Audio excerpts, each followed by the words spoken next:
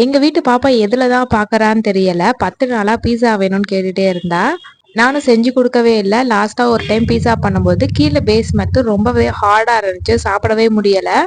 அதனால நான் பண்ணவே இல்ல. மறுபடியும் கேட்டுக்கிட்டே இருந்தா. சரி இந்த டைம் வந்து ட்ரை பண்ணி பார்க்கலாம். கொஞ்சமா பேஸ் ரெடி பண்ணி ட்ரை பண்ணி பார்க்கலாமேன்னு பண்ணியிருந்தேன். பீஸா பேஸுக்கு வந்து சோடாவும், பேக்கிங் சோடாவும் போட்டு ஃபர்ஸ்ட்டு மாவ ரெடி பண்ணி வச்சுக்கிட்டேன். அதுக்கப்புறமா ஒயிட் சாஸ், அதுக்கப்புறம் பீஸா சாஸ் 2மே ரெடி பண்ணி வச்சுக்கிட்டேன்.